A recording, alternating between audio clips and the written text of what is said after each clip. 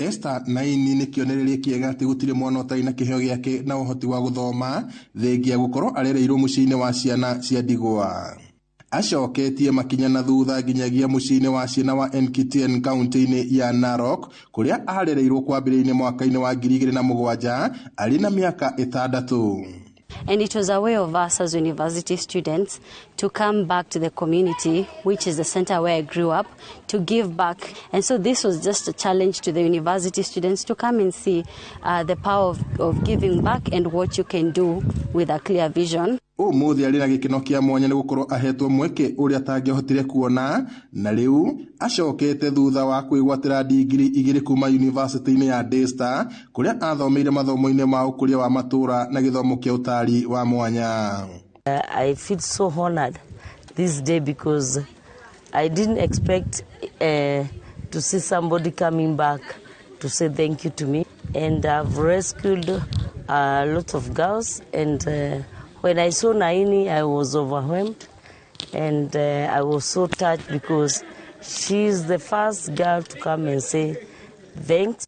Gũkũ amũkĩrĩtwo na ndũhiũ na nyĩmbo cia kũrũhia, aumagarĩtio nĩ arutwo arunake kuma university-inĩ ĩno kũnyitanĩra nake gũkũngũiya, gũkũ makĩamũkĩrwo nĩ mũrũgamĩrĩri wa mũciĩ ũyũ wa Gĩkeno nĩwe kũrĩa. I came up with it because I saw girls are traded with the cows, and when there is breakout of disease or drought like now, the cows which the girls are traded with, they die, and the girls remain suffering there.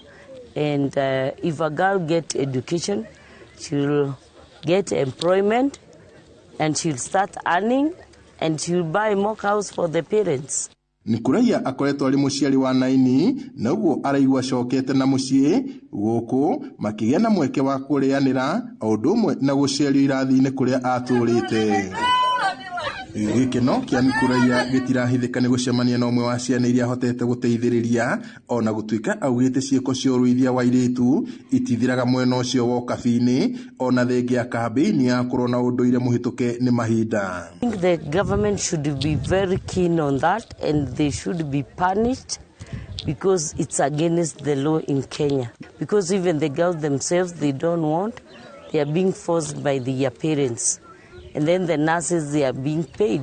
They are doing that because of payments. Walter Narwa, mũtongoria wa gĩkundi kĩa arutwo kuma University ya Esther nĩ agathĩrĩirie wĩrutĩri wa Kũrĩa gũteithĩrĩria ciana iria itarĩ na arori, akiuga ũyũ nĩ ũndũ ũbatiĩ kũhĩmbĩrio makĩria kũrĩ ciana cia airĩtu.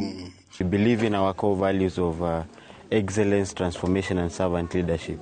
And whatever we have just experienced and seen here is a true reflection of servant leadership. A mother who dedicates her time, resource, and everything to take care of the girls and boys in the village to better their education and make them succeed in life is exceptional. Kũrĩa nĩ akoretwo akĩrũmbũiya na atumia a ndigwa na njĩra ya kũmahe mweke wa gũthoma mathomo ma ngumbarũ, amwe arĩa magunĩkĩte makĩraha wega ũyũ.